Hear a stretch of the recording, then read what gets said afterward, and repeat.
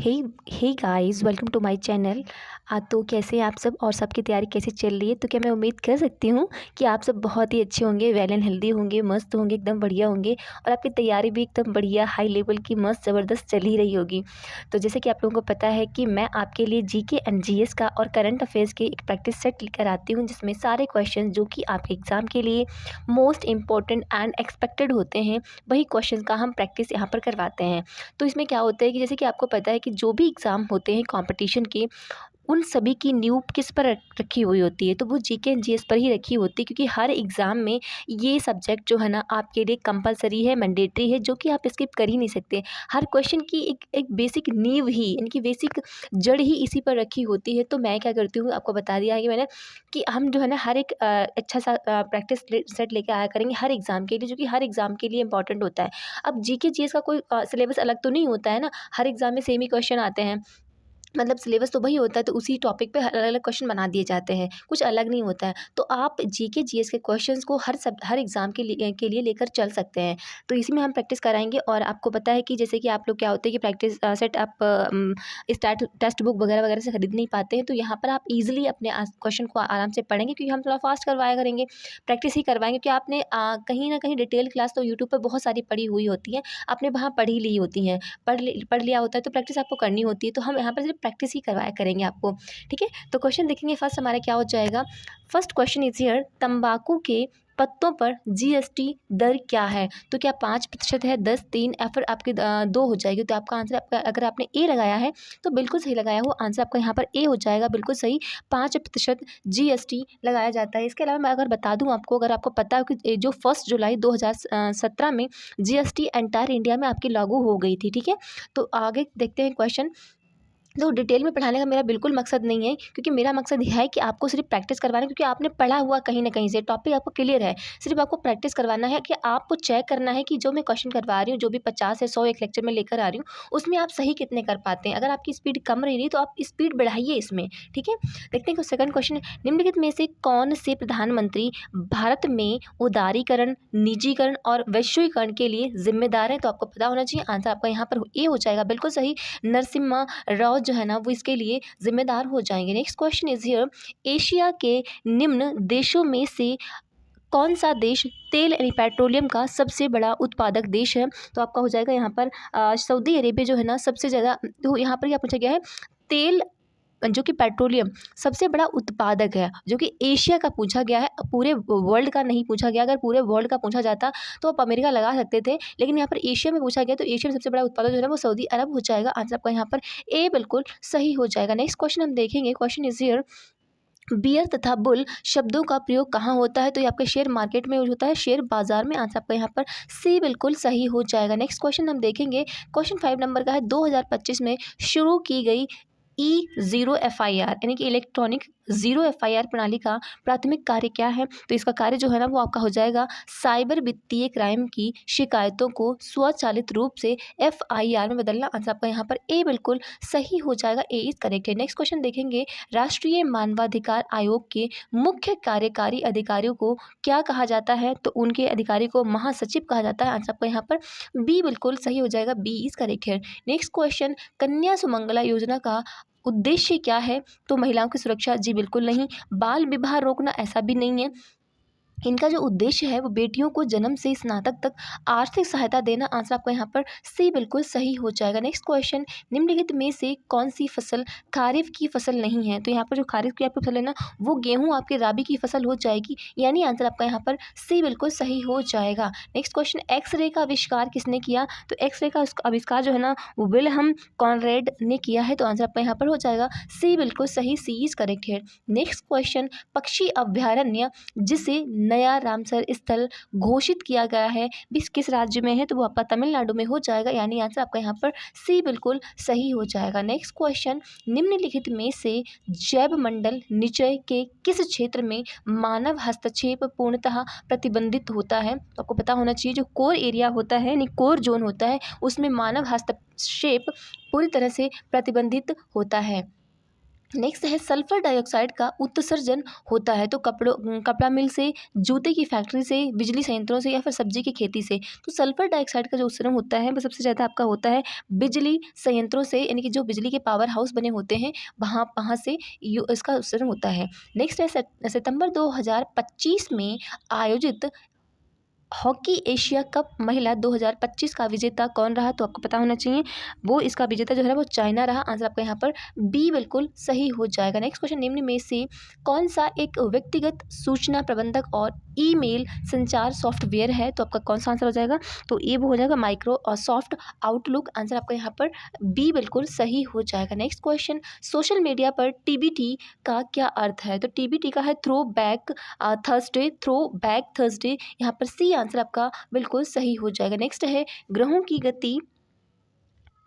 गति के नियमों का प्रतिपादन किसने किया था? तो वो आपके जोन्स कैपलर ने किया था, यानी आंसर आपका यहाँ पर सी बिल्कुल सही हो जाएगा। नेक्स्ट है 37 डिग्री सेल्सियस तापमान लगभग डैश के बराबर होता है, तो वो आपका होता है 98.6 मिनट फ़ारेनहाइट, यानी कि आंसर आपका यहाँ पर डी बिल्कुल सही हो जाएगा। नेक्स्ट क्वेश्चन देखेंगे हम, सॉरी थोड़ा यहाँ पर देखती हूँ, जूम नहीं हो पाया, जूम आउट हो गया है, ठीक है, अब हमारा सही आ गया है क्वेश्चन। इसको पढ़िए फिर आंसर दीजिए। अंतरिक्ष का रंग काला दिखने का कारण क्या है? क्योंकि क्या कारण है? तो यहाँ पे आप एक बार देखिए जरा आंसर नंबर सी को, प्रकाश का प्रकीर्णन नहीं होने के कारण इसका रंग काला दिखाई देता है, यानी आंसर हमारा क्या हो जाएगा? तो सी बिल्कुल सही हो जाएगा। नेक्स्ट क्वेश्चन देखेंगे, एक मिश्र धातु किसका एक उदाहरण है? तो मिश्र धातु किसका उदाहरण होता है? तो ये ठोस विलयन का या फिर पायस का, कोलाइड विलयन का। तो यहाँ पर इसका हो जाएगा ठोस विलयन का उदाहरण होता है। आंसर आपका यहाँ पर सी बिल्कुल सही हो जाएगा।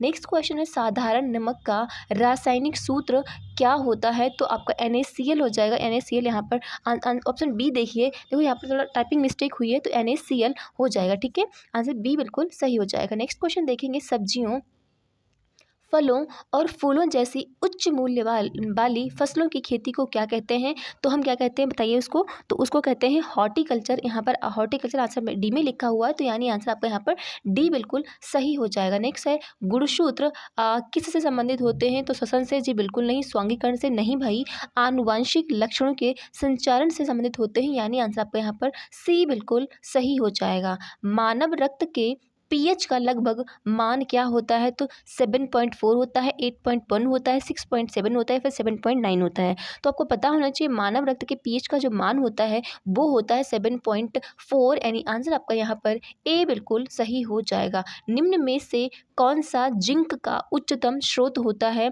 तो जिंक का उत्तम जो स्रोत जिसमें होता है वो आपके दूध में होता है, यानी कि मिल्क में। ये आंसर आपका डी बिल्कुल सही हो जाएगा। नेक्स्ट है, ऊर्जा अंतरण के 10% नियम का प्रतिपादन किसके द्वारा किया गया था? तो वो उनका नाम था रेमंड लिंडमैन। उनका आंसर हो जाएगा यहाँ पर, आंसर आप देखिए, रेमंड लिंडमैन, जिन्होंने ऊर्जा के ट्रांसफॉर्मेशन के 10% नियम का जो प्रतिपादन किया था उनका नाम था लिंडमैन। आंसर आपका यहाँ पर डी बिल्कुल सही हो जाएगा। क्वेश्चन 26 नंबर का है, निम्न में से कौन सा अजैव निम्नीकरण है? कॉफी पाउडर है या कॉफ़ी पाउडर है, कपास है, नायलॉन है, ऊन हो जाएगा। बताइए क्या आंसर हो जाएगा इसका? तो इसका आंसर आपका हो जाएगा नायलॉन। यहाँ पर आंसर आपका सी बिल्कुल सही हो जाएगा। अगला है, ट्विटर किसने संस्थापित किया था? तो ट्विटर जिन्होंने स्थापना की थी उनका नाम था आपका हो जाएगा इवॉन विलियम्स। आंसर आपको यहाँ पर डी बिल्कुल सही हो जाएगा, इवॉन विलियम्स ने ट्विटर की स्थापना की थी। नेक्स्ट है, GNP यानी कि ग्रॉस नेशनल प्रोडक्ट का अर्थ क्या है? अच्छा, इसकी फुल फॉर्म ही पूछी गई जो मैंने बता दिए, ग्रॉस नेशनल प्रोडक्ट अन के आंसर आपको यहाँ पर सी बिल्कुल सही हो जाएगा। नेक्स्ट है, भारतीय मुद्रा नोट के भाषा पैनल पर कितनी भाषाएं हैं? तो 17 भाषाएं हैं। आंसर आपका हो जाएगा यहाँ पर बी बिल्कुल सही। नेक्स्ट है, भारतीय व्यापारियों और उद्योगपतियों ने किस वर्ष में federation of Indian chamber of commerce and industries FICCI का गठन किया था? तो वो 1920 में किया था, या फिर 1951 में, या फिर आपका 1927 में किया था? तो आंसर आपका यहाँ पर हो जाएगा 1927 में फिक्की का गठन हुआ था। नेक्स्ट है, कहा जाता है कि भारत में किस अवधि को स्थिर जनसंख्या वृद्धि काल कहा था? मतलब उस टाइम जो जनसंख्या थी भारत की वो स्टेबल हो गई थी, तो 1921 से 1951 के बीच में जनसंख्या स्टेबल हो गई थी। आंसर आपका यहाँ पर ए बिल्कुल करेक्ट हो जाएगा। नेक्स्ट है, केंद्रीय उपोषण बागवानी संस्थान उत्तर प्रदेश के किस शहर में स्थित है? तो उपोष्ण बागवानी संस्थान जो है ना, वो आपका किस राज्य में है? तो कानपुर में है, लखनऊ में है, या फिर आपका हो जाएगा यहाँ पर नोएडा, प्रयागराज में। तो अगर आपने लखनऊ लगाया है आंसर यानी कि बी, तो बिल्कुल आपने सही लगाया हुआ है, आंसर आपका बी यहाँ पर हो जाएगा बिल्कुल सही। नेक्स्ट है, वैश्विक आतंकवाद विरोधी प्रयासों के समन्वयन के लिए किस संगठन को जिम्मेदार माना जाता है? तो वो माना जाता है आपका UNCCT, यानी कि आंसर आपका यहाँ पर डी बिल्कुल सही हो जाएगा। D is correct here. Sorry guys, यहाँ पर थोड़ा सा मुझे इसमें आ रही है दिक्कत, कोई बात नहीं, आप मैनेज कर लीजिए, ठीक है। ओके, नेक्स्ट है, नाग एक क्या है? तो एंटी टैंक मिसाइल है, बहुलक्ष्य मिसाइल है, सतह से हवा में मार करने वाली मिसाइल, या फिर सतह पर मार करने वाली मिसाइल है। तो याद रखिए, जो आपकी नाग है ना, वो आपकी कौन सी मिसाइल होगी? तो एंटी टैंक मिसाइल हो जाएगी, यानी कि आंसर अगर आपने बी लगाया है तो बिल्कुल सही लगाया हुआ है। नेक्स्ट क्वेश्चन देखेंगे हम। क्वेश्चन हमारा हो जाएगा यहाँ पर 35 नंबर का, तजाकिस्तान की राजधानी यानी कैपिटल क्या हो जाएगी? तो तजाकिस्तान की जो कैपिटल आपकी हो जाएगी दुशांबे, यानी आंसर आपका यहाँ पर बी बिल्कुल सही हो जाएगा। नेक्स्ट है, 13 फरवरी 2025 को विश्व स्तर पर कौन सा दिवस मनाया गया था? तो 13 फरवरी को हमने दिवस जो मनाया है वो विश्व रेडियो दिवस मनाया हुआ है, आंसर हमारा यहाँ पर सी बिल्कुल सही हो जाएगा। नेक्स्ट है, नियोन लैंप का आविष्कार किसके द्वारा किया गया था? तो नियोन लैंप का जो आविष्कार किया था वो मारियो पूजो ने किया था, या फिर अपने जॉर्जेस क्लाउड ने? यहाँ पर अच्छा, हमारे पूरा नाम था जॉर्जेस क्लाउड ने, आंसर आपका यहाँ पर हो जाएगा ए बिल्कुल सही। ए इज करेक्ट है। नेक्स्ट है, प्रसिद्ध उपन्यासकार द गॉड फादर किसके द्वारा लिखा गया था? तो मारियो पूजो ने लिखा था, आंसर आपका यहाँ पर ए बिल्कुल सही हो जाएगा।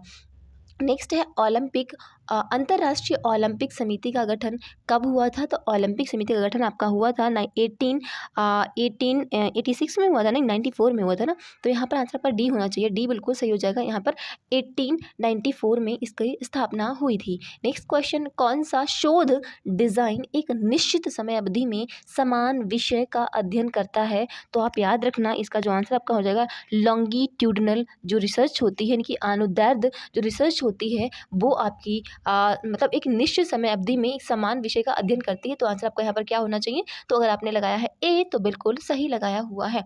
नेक्स्ट क्वेश्चन होगा जाएगा आपका, स्वर्ण जयंती शहरी रोजगार योजना भारत सरकार द्वारा डैश वर्ष में शुरू की गई थी? तो स्वर्ण जयंती शहरी रोजगार योजना आपकी जो शुरू की गई थी वो आपकी शुरू की गई थी 1997 में, आंसर आपका यहाँ पर ए बिल्कुल सही हो जाएगा। ए इज करेक्ट है। नेक्स्ट क्वेश्चन, इनमें से कौन सा देश भारत के साथ सिंधु जल संधि 1960 पर हस्ताक्षर करता है? तो ये हमारा पाकिस्तान के साथ हुआ था, आंसर हमारा यहाँ पर हो जाएगा इंडिया और पाकिस्तान के बीच में सिंधु जल संधि 1960 पर हस्ताक्षर करता हुए, तो आंसर हमारा क्या हो जाएगा? सी बिल्कुल सही। नेक्स्ट क्वेश्चन, नरौरा परमाणु विद्युत संयंत्र उत्तर प्रदेश के किस जिले में स्थित है? तो वो हमारा हाथरस में है, हमीरपुर में, बुलंदशहर, फिर हरदोई में है। तो आपको पता होना चाहिए इसका आंसर बी, इसका आंसर जो हो जाएगा बुलंदशहर, यानी कि आंसर हमारा सी बिल्कुल सही हो जाएगा। सी इज करेक्ट है।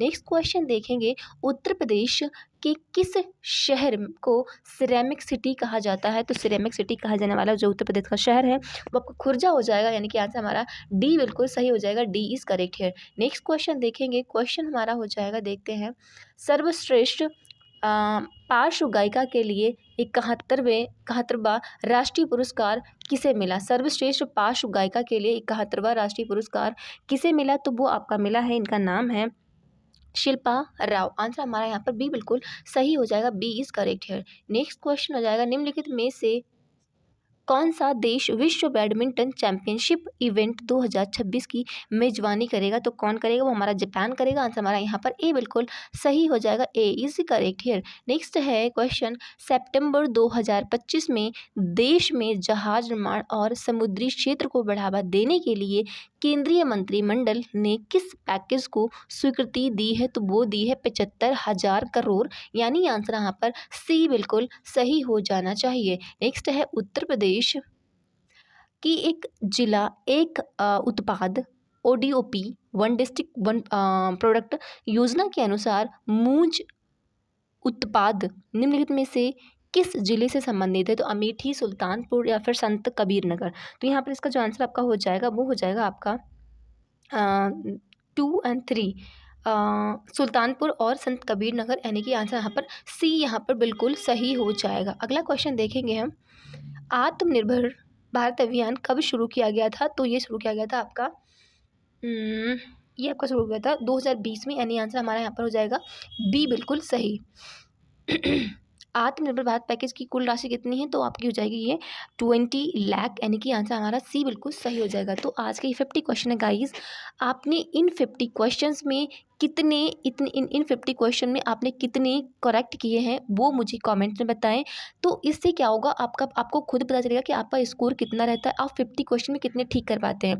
इस हिसाब से जब भी आपके एग्ज़ाम में क्वेश्चन वाले 40 जीके जीएस के आएंगे या फिर 40-50 जो भी आएंगे, तो उससे आपको स्कोर ये पता रहेगा कि आपने कितने प्रैक्टिस सेट में सही किए थे, और इस हिसाब से आप एग्ज़ाम में उतनी कर सकते हैं सही।